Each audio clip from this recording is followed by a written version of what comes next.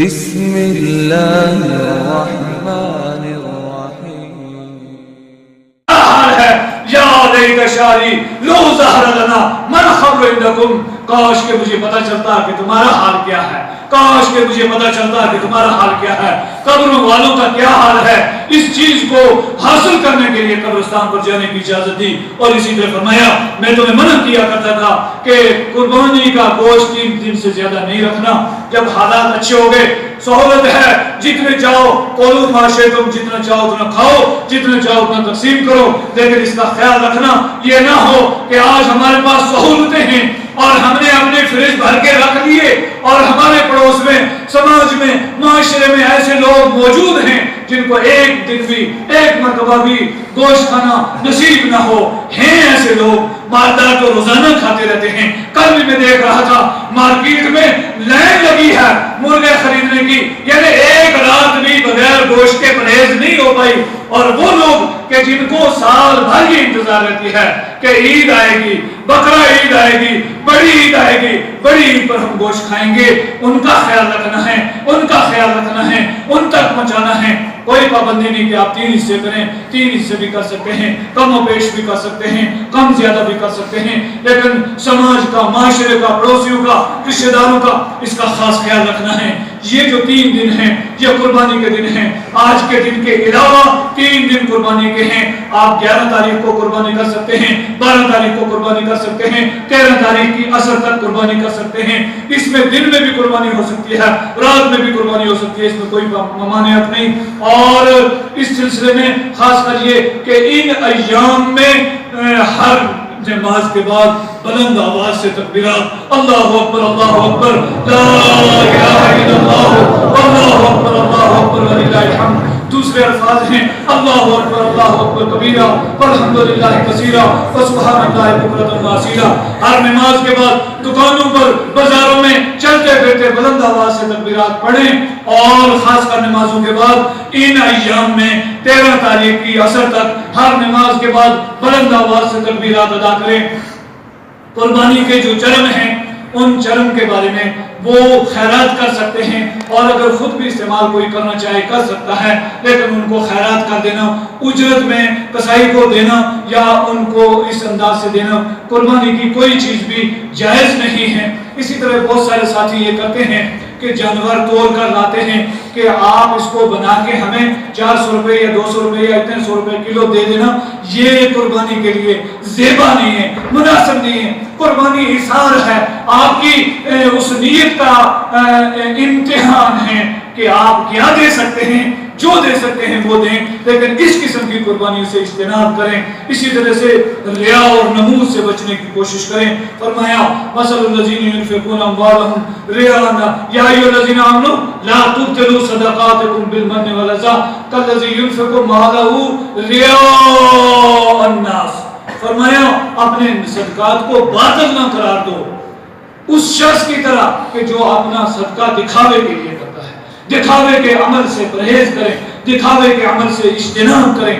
قیامت کے دن اللہ رب الجلال فرمائے گا، اور اس کا یہ عام اعلان ہے، من عمل عملا اشرک فیہ غیری ترکتہ وشریکہ۔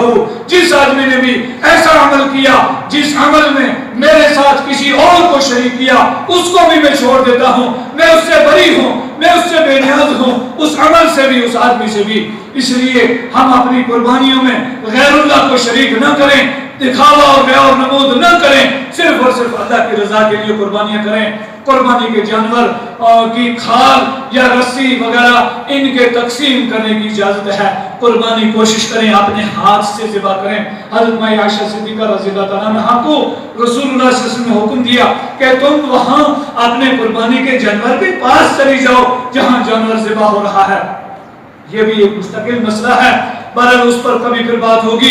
تو قربانی اپنے ہاتھ سے ذبح کرنا چاہیے، اگر ہاتھ سے نہیں ذبح کر سکتے کم از کم وہاں موجود رہنا چاہیے۔ اور قربانی کی دعا کے بارے میں بہت سارے لوگ سوال پوچھتے ہیں، فرمایا اس میں چند باتیں سب سے پہلی بات یہ کہ بسم اللہ اللہ اکبر اور انی وجہت وجہی للذی فطر السماوات والارض حنیفا وما انا من المشرکین ان صلاتی ونسکی ومحیای ومماتی للہ رب العالمین اللہم تقبل منی کما تقبلت من ابراہیم خلیل اللہ و محمد الرسول اللہ۔ اگر یہ سارے الفاظ انسان کو یاد ہیں تو سارے الفاظ یاد کر کے پڑھ کے قربانی کریں۔ اگر سارے الفاظ یاد نہ ہوں کسی کو، صرف بسم اللہ اور بسم اللہ اللہ اکبر کہہ کر بھی ذبح کر لیا تو اتنا کافی ہے۔ ذبح کے لیے چھری اچھی تیز رکھنا چاہیے۔ اللہ کے رسول صلی اللہ علیہ وسلم نے فرمایا کہ ہر معاملے میں رزق نرمی کو اللہ پسند کرتا ہے۔ اگر چھری کھنڈی ہے اور آپ اسے چلاتے رہے، جانور کو تکلیف ہوتی رہی، یہ ہمارے لیے کسی صورت میں بھی مناسب نہیں۔ اس لیے اچھے ہتھیار سے، تیز ہتھیار سے اور ذبح کریں، بسم اللہ اللہ اکبر کہہ کے قبلہ رخ لٹا کر ذبح کریں۔ اور اس انداز سے اگر جانور ہے جس کو پکڑنے کی ضرورت ہے اس پہ ضرور، تاکہ اس کو کسی قسم کی تکلیف نہ ہو۔ اور جب اس نیت سے، اس اخلاص سے آپ قربانی کریں گے، اللہ کے رسول صلی اللہ علیہ وسلم نے ارشاد فرمایا کہ وہ زمین پر گرنے سے، خون زمین پر گرنے سے پہلے اللہ رب العالمین احکم الحاکمین اس کو قبول فرماتا ہے اور گناہ معاف فرماتا ہے۔ اور فرمایا قیامت کے دن وہ جانور کے کھر، اس کی اوجری، اس کے بال، اس کی چمڑی، اس کا سب کچھ میزان حسنات میں شمار ہوگا، نیکیوں کے میزان میں شمار ہوگا۔ رب العالمین احکم الحاکمین نے ابراہیم علیہ السلام کا یہ دعا میں جو الفاظ آئے، ابراہیم علیہ السلام کی اس میں یہ دعا میں ہیں، ابراہیم علیہ السلام کا یہ فرمانا تھا کہ ان صلاتی و نسکی و محیای و مماتی للہ رب العالمین۔ ہم یہ دعا پڑھیں لیکن قربانی کی دعا پڑھنے کے ساتھ ساتھ یہ عقیدہ بھی بنائیں، ان صلاتی بے شک میری نمازیں، و نسکی اور میری قربانی، و محیای میرا جینا، و مماتی اور میرا مرنا للہ رب العالمین اللہ رب العالمین کے لیے ہے، لا شریک لہ اس کا کوئی شریک نہیں، وَبِذَلِكَ أُمِرْتُ مجھے یہی حکم دیا گیا ہے، وَأَنَا أَوَّلُ الْمُسْلِمِينَ اور میں سب سے پہلا مسلمان ہوں۔ میں نے ایک چھوٹی سورہ مبارکہ آپ کے سامنے خطبے میں تلاوت کی، بسم اللہ الرحمن الرحیم، اِنَّا آتَيْنَاكَ الْكَوْثَرَ اے نبی ہم نے آپ کو کوثر عطا فرمایا، فَصَلِّ لِرَبِّكَ وَانْحَرْ آپ نماز پڑھیے رب کے لیے اور قربانی کیجئے۔ اس میں قربانی کا حکم ہے، وَانْحَرْ اسی سے یہ سارا کا سارا نظام ہے۔ اور پھر وہ ساری حدیثیں جو رسول اللہ صلی اللہ علیہ وسلم نے ہمیشہ قربانی فرمائی، قربانی کی تاکید فرمائی، ان نشانیہ کا هو الابتر بے شک آپ کا دشمن ہی بے نام و نشان ہے۔ اللہ کے رسول صلی اللہ علیہ وسلم کی نرینہ اولاد کوئی نہیں بچی تھی، جب نرینہ اولاد نہیں بچی دشمنان اسلام نے یہ بات کہی کہ اب ان کا نام مٹنے والا ہے، اب کیا ہونے والا ہے؟ ان کا نام مٹنے والا ہے۔ ان نشانیہ کا هو الابتر اللہ رب الجلال جس کا نام بلند کرنا چاہے، اللہ جہاں یہ اعلان فرمائے، فرمایا بسم اللہ الرحمن الرحیم، وَرَفَعْنَا لَكَ ذِكْرَكَ وَرَفَعْنَا لَكَ ذِكْرَكَ وَرَفَعْنَا لَكَ ذِكْرَكَ ضم الإله اسم النبی ما اسمه اذا قال في الخمس المؤذن واشهد یہ نام مٹنے والا نہیں، یہ نام بلند ہونے والا ہے۔ آج یہ معلومات سامنے آئی ہیں، دنیا میں 24 گھنٹے اذان ہوتی ہے، فجر کی اذان یہاں ہوئی اور یہاں بھی ایک شہر میں بھی آپ سنتے 10 منٹ 5 منٹ آدھا گھنٹہ آگے پیچھے اذانیں، اور یہ رونڈ گھومتا ہے پوری دنیا میں، لگاتار اذان ہو رہی ہے۔ اور جہاں اذان میں اشہد ان لا الہ الا اللہ کہا جائے گا وہاں اشہد ان محمد رسول اللہ کی بھی صدائیں بلند ہوتی ہیں۔ اللہ نے آپ کے ذکر کو بلند فرمایا، فرمایا وَرَفَعْنَا لَكَ ذِكْرَكَ۔ بہت ساری باتیں اس تعلق سے، مختصر یہ کہ اللہ رب الجلال نے فرمایا اِنَّا آتَيْنَاكَ الْكَوْثَرَ اے نبی ہم نے آپ کو حوض کوثر عطا فرمایا، اے نبی ہم نے آپ کو خیر کثیر عطا فرمائی، اے نبی ہم نے آپ کو سب سے کثیر امت عطا فرمائی، اے نبی ہم نے آپ کو سب سے اکثریت میں جو جو چیزیں ہو سکتی ہیں، آپ کی امت بھی کثیر ہوگی، آپ کے ماننے والے بھی زیادہ ہوں گے، آپ کے متبعین بھی زیادہ ہوں گے، آپ کی ہر چیز میں کثرت آپ کو عطا فرمائی گئی۔ حوض کوثر بھی اس میں شامل ہو گیا، خیر کثیر بھی سارے کے سارے اس میں شامل ہیں۔ فصل لربک نماز پڑھیے رب کے لیے، وانحر قربانی ادا کیجیے۔ اس میں دو باتیں نہایت مختصر، صلی لربک میں باقی نمازیں بھی آ گئی اور یہ جو نماز ہم نے ابھی ادا کی یہ بھی آ گئی، اور فصل لربک وانحر بہت سارے علماء فتویٰ دے دیتے ہیں اور عید والے دن گاؤں دیہات والے صبح صبح قربانی کر لیں، لیکن پہلے سلے و نہار بعد میں ہیں، سلے پہلے ہیں اور نہار بعد میں ہیں۔ پہلے نماز ادا کی جائے گی، بعد میں قربانی کی جائے گی، نماز سے پہلے کوئی قربانی نہیں۔ ان شانئک هو الابتر، آپ کے ہی دشمن بے نام و نشان ہیں۔ ابو جہل کا کون نام لیتا ہے؟